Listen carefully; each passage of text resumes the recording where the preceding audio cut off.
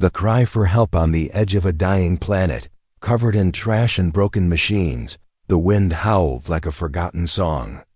Dark clouds moved slowly across the sky, and the air smelled of oil and rust. A man walked alone through the garbage fields. His name was Eli, a human scavenger, the last of his kind on this world.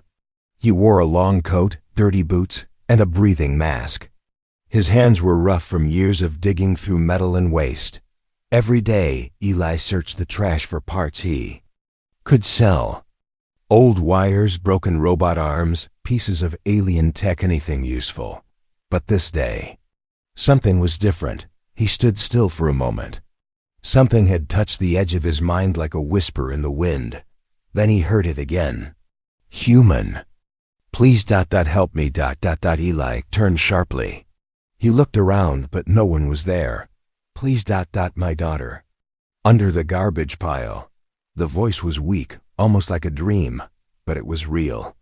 Eli moved toward the sound, pushing trash aside. With his gloved hands, "Hello?" he said loudly. "Who's there?"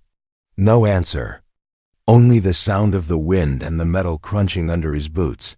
Then he saw a small blinking light between two large trash heaps. He ran over and dug quickly. His hands hit something cold and smooth. It was a damaged robot. Her metal body was scratched and burned. One eye was dark, the other flickered with blue light. Her arm was missing, and wires came out from her side like broken veins. Human. She whispered again. Eli knelt beside her. "You're the one calling me." She nodded weakly. "My daughter. She is alive. Under the garbage. Please. Save her. Eli looked at the giant mountain of trash beside them. How deep? 70 meters. Maybe more. The robot said. She was in the escape pod. We crashed. Years ago. I've been trying to call someone, anyone. Eli looked at the mountain. It was dangerous. Trash piles sometimes collapsed. Toxic gas could explode. He could die. But then he looked at the robot's eye. There was pain there, real pain. She may be a machine, but she felt like a mother. "What's your name?" Eli asked. "I am called Nyla," she said. "My daughter's name is Nara. She is not like me. She breathes. She dreams. She is special." Eli stood up. "All right, Nyla, I'll find her." A soft sound came from deep inside the trash, a faint beeping, like a heartbeat. Eli turned toward it and started digging. Metal clanged, and dust filled the air. Eli coughed but kept going. He pulled out broken machines, old space junk, and alien scraps. Nyla watched him, her light growing dim. "Thank you, human." Eli smiled under his mask. "Call me Eli." As he dug deeper, the ground under him shifted. He jumped back as part of the trash pile slid down, almost crushing him. The beeping stopped. No, he said, pushing harder. Suddenly, he heard a noise behind him. Something moved in the shadows. Eli turned. "Is someone there?" No answer, just the wind. But his instinct said something or someone was watching. He went back to digging, faster now. Sweat rolled down his neck. Under a layer of trash, he found something strange. A metal plate with alien writing on it. It wasn't garbage, it was a door. Eli wiped the dust and read the words carved on it. Property of Delta Research. "Do not open." He looked back at Nyla. "What is this?" She closed her eyes slowly. The place where they tried to hide her. Eli took a deep breath and began pulling the metal plate loose. As it lifted, cold air rushed out. A faint blue glow came from below. He grabbed his flashlight and pointed it down. A tunnel, dark, deep, and strangely untouched by time. He looked back one more time. "Nyla, I'll bring her back." Her eye flickered once. "Go, before it's too late." Eli climbed down into the tunnel. Each step echoed. Dust floated in the air like stars above him. The wind grew louder. The trash pile shifted again. But he kept going. The beeping returned, louder now. He followed the sound until it stopped in front of a sealed chamber door. He touched the surface. It was warm, inside. Someone waited. Through filth and danger, the wind had stopped.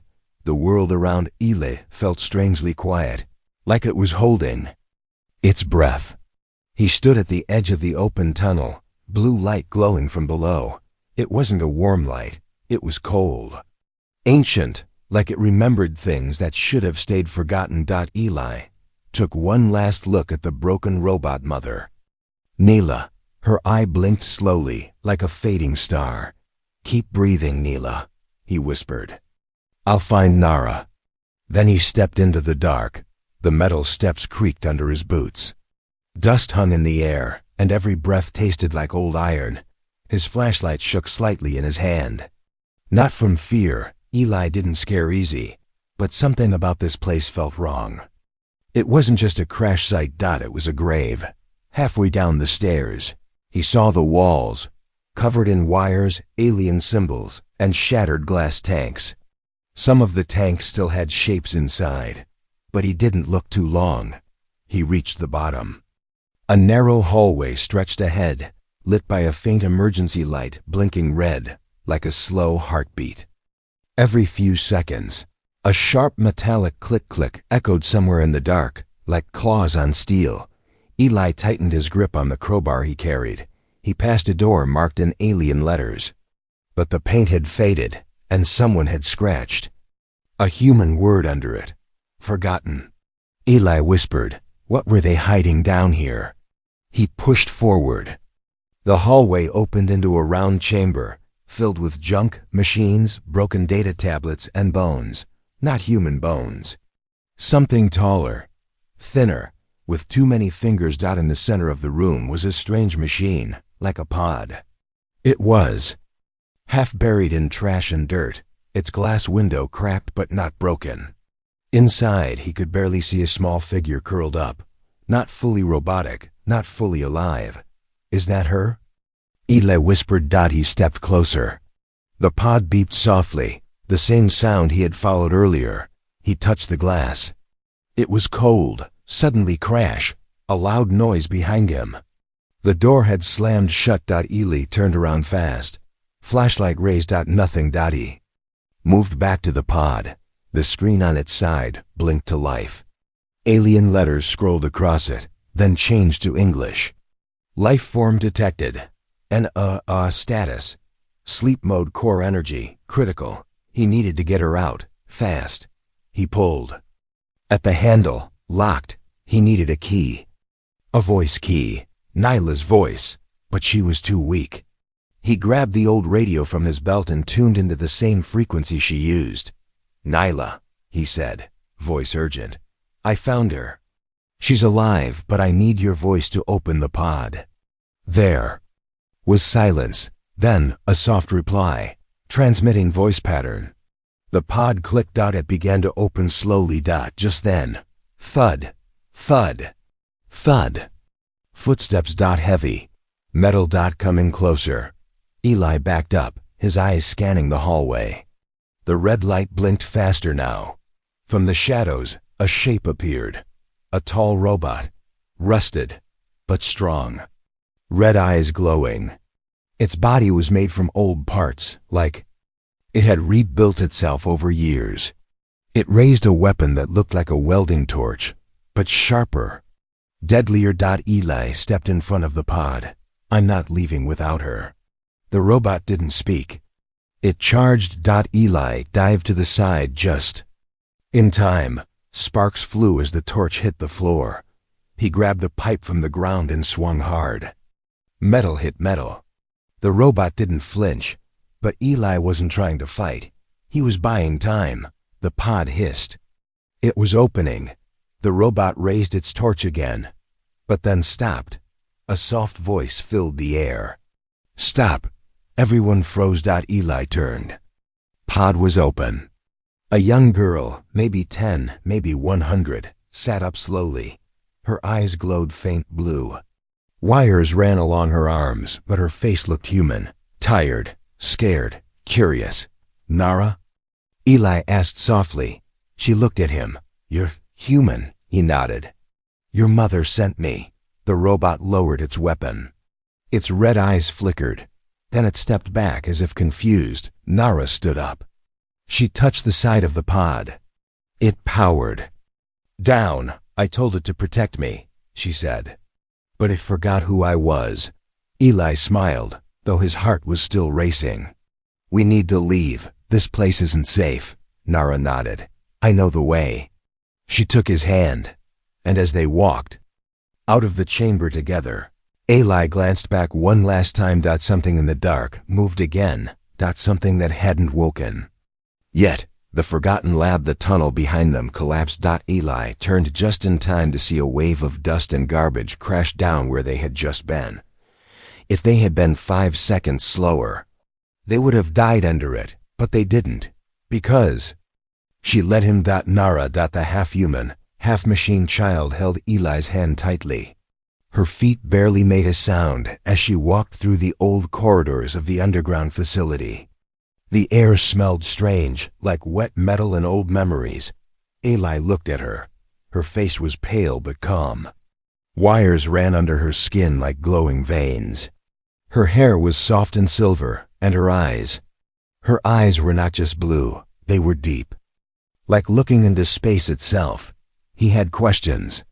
1,000 of them. But he stayed quiet. Somehow silence felt safer here. The hallway led to a large door. It was covered in dust and scratches. Symbols of an old alien company were burned into the metal.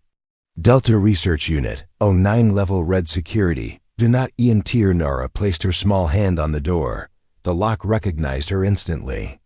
The door slid open with a long hiss. Inside was something Eli did not expect. Not horror. Not monsters. A memory. A forgotten lab. Soft lights flickered on slowly. The room smelled like flowers and electricity. Shelves lined the walls, filled with strange machines, children's drawings, and dusty books. In the middle of the room stood a broken table and a chair far too small for a regular scientist.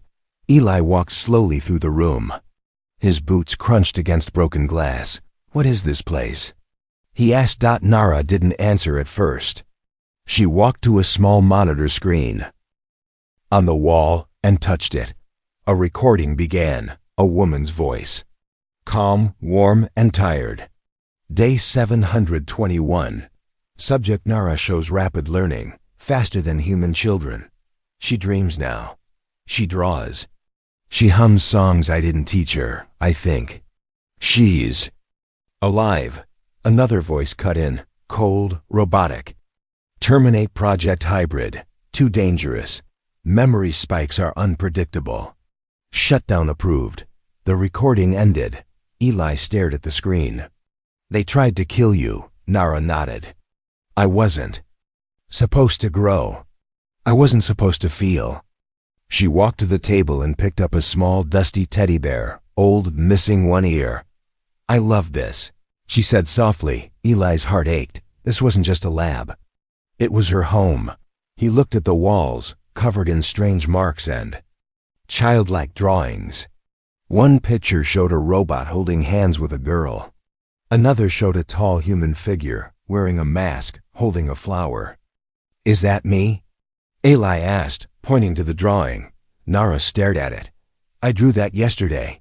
Eli froze. Yesterday? But you were asleep for years. She tilted her head. I dream in time.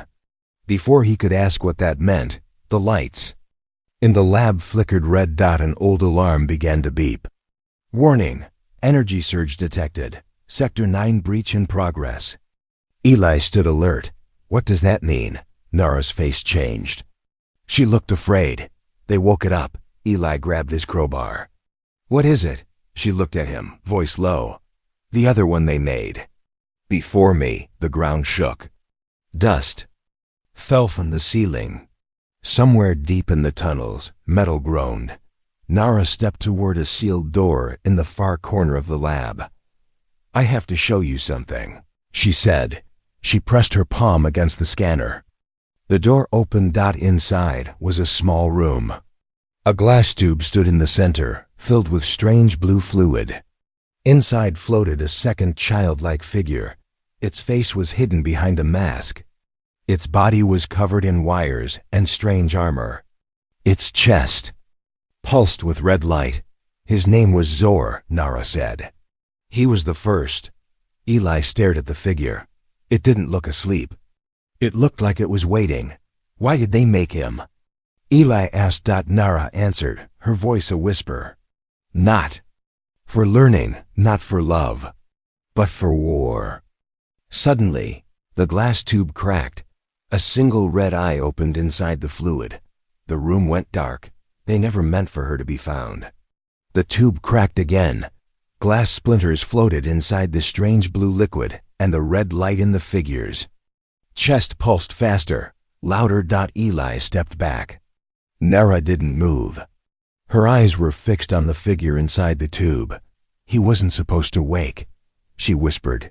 Eli raised his crowbar. You need to start explaining, kid. Nara turned to him. They built Zor to be perfect, stronger, smarter, faster, but no one taught him kindness. A loud snap echoed as the final crack in the glass broke open. Liquid spilled across the floor, glowing and hissing as it touched the metal. The figure inside stepped forward. He was a boy, or at least shaped like one. But his skin was silver, his eyes were red.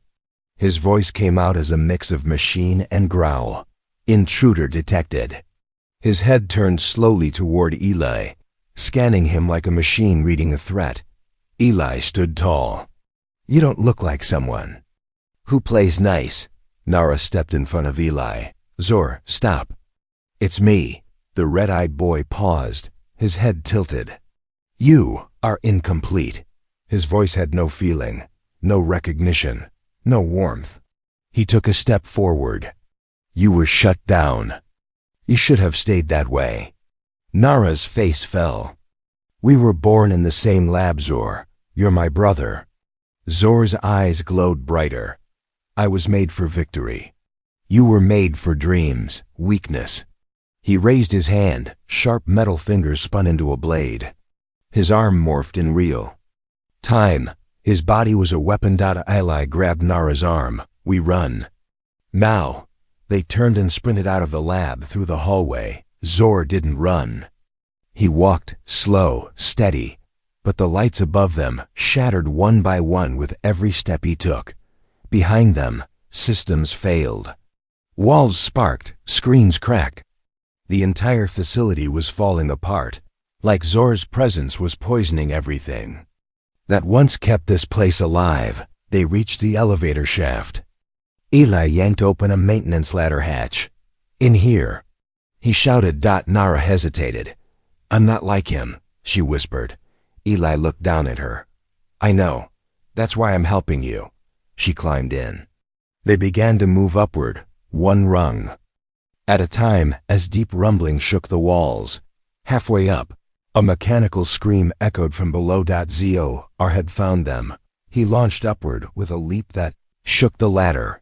Eli climbed faster. Don't stop, go. Suddenly, Zor stabbed a claw into the shaft wall below them and began climbing like a spider. His voice echoed upward. You cannot escape. You were never meant to leave this place. Nara looked down, fear in her glowing eyes. He's faster. Eli reached for a control panel beside the shaft, pulled out a power cell from his belt, and shoved it into the port. Sometimes it's not about being fast, he said. It's about being clever. He hit a button. Boom! An emergency door slammed shut below them, trapping Zor between two thick metal plates. For now, they reached the top and burst out into a new section of the facility. But this wasn't like before. This part looked clean. Bright lights, white walls, no dust, as if someone still lived here. Where are we now? Eli asked, breathing hard. Nara looked around slowly. We're in the observation wing. On the wall, large glass windows showed rooms where children once learned, played, and were tested. But these rooms were empty now. Only toys, drawings, and ghost memories remained. A speaker crackled to life. A voice echoed, not Zor's, not Nara's. Subject Nara located. Human presence detected. Lockdown initiated. Ailey cursed under his breath. Who else is watching? Nara's voice turned cold. The ones who made us never left. The hallway lights turned red. Doors locked behind them. From the shadows, new machines began to crawl out. Security bots, drones, things Ailey had never seen before. He turned to Nara. Can you control them? Nara shook her head. I was never allowed near this part. They didn't trust me. The bots aimed their weapons, but before they could fire, the walls trembled. The bots paused. Then they turned their weapons away from Ailey, and Nara. Boom. The wall exploded inward. Smoke filled the air. And stepping through the rubble was Zor. Half his body burned, sparking, leaking fluid, but his eyes still glowed red. He looked at the machines around them. They had their turn. He pointed at Nara. Now, it's mine. She opens her eyes. But something's wrong. Smoke floated in the air like a dream trying to fade. Zor stood in the middle of it. Body damaged but alive, if you could call what he was life. The machines in the hallway had frozen. Red lights blinked without purpose. And in the center of it all stood Nara, small, silent, shaking slightly. Her eyes were closed, but her hands were glowing. Ailey stepped in front of her, breathing hard. You want her, you go through me. Zor's voice was flat. You protect something you don't understand. He pointed at Nara. She's not a child, she's a gate. Ailey didn't know what that meant, but it chilled him, behind him. Nara's fingers curled. Sparks danced across her skin. And then her eyes opened, but they were no longer blue, they were white. Bright, blinding, like starlight. She didn't scream. She didn't speak. She simply floated, just a few inches off the ground. Her hair rose like smoke. Her body pulsed with silent energy. Zor stepped back. Impossible. Ailey reached toward her. Nara, her voice echoed, layered, distorted, as if many voices spoke through her at once. Accessing memory core, error, error. She fell back to the ground, gasping. Ailey rushed to her, held her upright. Hey, it's okay. I'm here. She blinked. Her eyes were back to blue. Tears ran down her face, not oil, not machine fluid. Real tears. I saw them, she whispered, all of them. The others, the ones they made before me, they didn't make it. Ailey looked into her eyes. You're not them. She clutched his coat. No, I'm worse. Behind them, Zor laughed, a low, broken sound. Now you see. You think she's your hope? She's your end. He pointed at a scar on her arm. Ailey hadn't noticed it before. A small, dark circle under her skin, like a sealed port. Zor spoke again. She holds the last code, the final weapon, buried inside her. Even she doesn't know how deep it goes. Nara covered her arm. I didn't choose this. Zor stepped forward again. She will awaken fully. When she does, not even the stars will survive. Ailey stood, eyes locked on Zor. Double quotes. No, she's not a weapon. Zor's expression didn't change. Then you are a fool. He raised his hand, ready to strike. But before the blow came, Nara did something unexpected. She raised her hand to not to attack, to remember. A shockwave exploded from her palm, but instead of destroying the hallway, it froze time for just 1 second. Machine stopped mid-motion. Zor's eyes flickered. In that instant, Nara sent a signal to herself. A deep part of her mind unlocked, and she saw it. A white room. Dozens of children like her, some crying, some frozen in tanks, some disassembled. One woman stood above them all, wearing a white coat, her eyes heavy with regret. We wanted to save our world, the woman said, so we made you, but we gave you too much. The vision faded. Time returned. Zor's attack came. But Nara caught it with one hand. The energy didn't hurt her this time. Her voice was clear now. "I am not your mirror, Zor. I am not your enemy," he growled. "Then what are you?" She looked down at her small hands, then up at Eli, then at the broken machines around them. "I don't know yet, but I want to find out." Ellie smiled. "That's all the reason I need," Zor didn't reply. Instead, his systems began to fail. Too much energy spent. Too much damage. He collapsed to one knee, looking up at her. For the first time, he looked less like a weapon, and more like a scared boy. "I wasn't made to feel," he said softly. Nara stepped closer. "Then feel this," she said, and held out her hand. Zor took it. A silent connection passed between them, something ancient, written deep in both of them, and then Zor's red light dimmed. His systems powered down. He fell. Not in anger, but in peace. Nara looked at Eli. "There are others. I felt them. Still asleep. Still waiting." Eli nodded. "Then we wake them, together." But far above, on a satellite, orbiting the planet, a red eye blinked online. A voice crackled through a forgotten speaker. "Subject Nara. Activated. Contingency protocol. Begin phase 2. The human choice. The lab was silent again. Zor's body lay still, powered down, not broken, not dead, just resting for the first time in his life. Eli sat beside Nara, his back against the cold metal wall. His breathing was heavy, and dust clung to his coat. Nara sat across from him, legs crossed, eyes glowing softly in the dark. For the first time there was peace between them, but only for a moment. Subject Nara located. Initiating protocol. Erase. A mechanical voice echoed through the walls, not from any machine nearby, but from above. Somewhere in orbit. Somewhere watching. Eli stood up fast. "They found us." Nara looked down. "I thought if I stayed quiet, if I stayed hidden, they'd forget me." Eli shook his head. "You were never forgotten. You were just feared." The lights overhead turned red again. But this time, they weren't alarms. They were targeting lights. Dozens of red dots appeared on the walls and floors, blinking like angry eyes. Eli pulled Nara behind a broken console. "Get down." The walls exploded. From the sky above, hunter drones dropped. In sleek, silent, designed to erase, not capture. They hovered, scanned, aimed. A voice rang out through a speaker in the wall. "Return the prototype, or be neutralized." Ayla's voice was firm. "She's not a prototype. She's a child." "Incorrect. She is a living key to a failed weapon system. Erase order permanent." Nara's hands shook. "I can feel the code inside me. I didn't ask for it." Eli grabbed her shoulders. "You don't have to be what they made you. You get to choose." She looked into his eyes.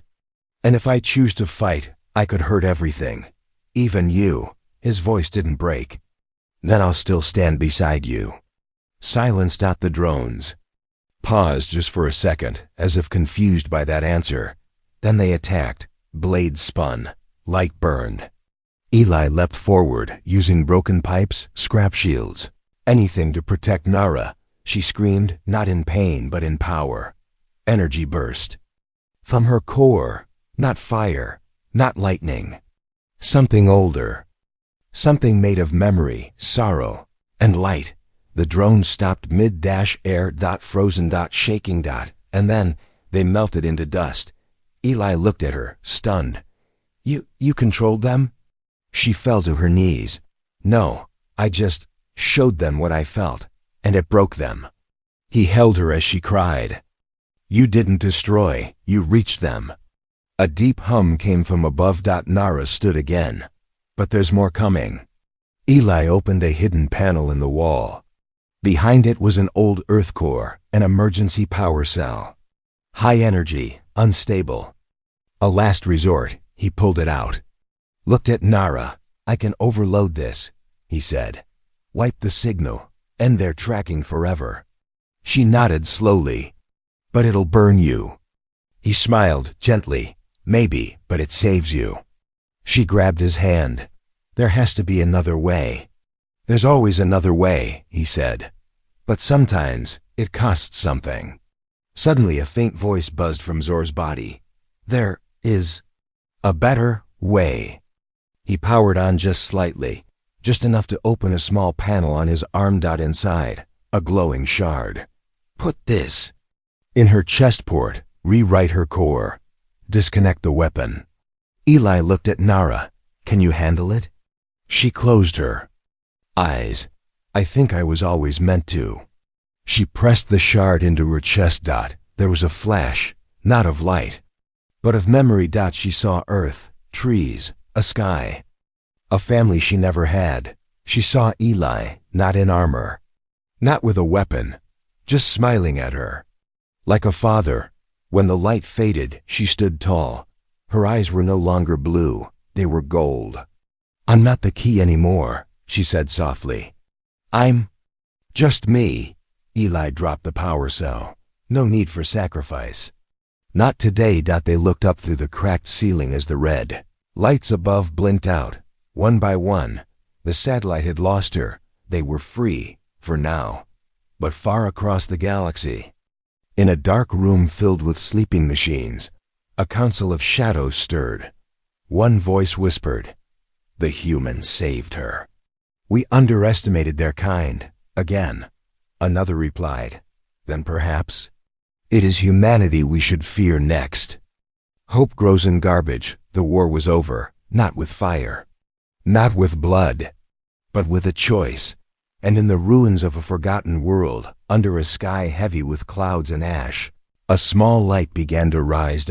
It came from a hill of garbage, from a place where things were thrown away, where machines broke, where lives ended, where no one ever looked for hope. Until a human named Eli heard a voice and chose to listen. Now, he stood beside a girl, part metal, part memory, part something new. Nara. They walked slowly through the trash fields. Broken wings of old ships, bent weapons, empty helmets. This was once a place of silence. Now, it was starting to breathe again.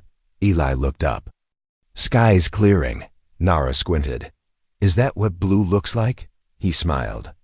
Not yet, but soon. Behind them, the collapsed tunnels remained buried. The lab, the hunters, even Zor. Now deep in rest, the war machines above had gone quiet. Whatever command had watched her, had lost her. She had chosen to be more than their weapon, and in doing so, rewritten her core, not with code, but with feeling. Now she walked not because she was programmed to. She walked because she wanted to. They reached Eli's shelter, a small hut made from parts of crashed ships. It wasn't much. The walls creaked. The solar panels flickered. But it stood, and now it had room for two. Nara stepped inside and looked around. Drawings, plants and cans. A half-broken radio that played static lullabies. Out of life. Eli handed her a jacket. It's a little big. She smiled and put it on. I'll grow into it. She sat near a small fire.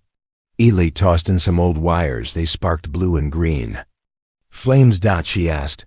Why did you help me when everyone else was afraid?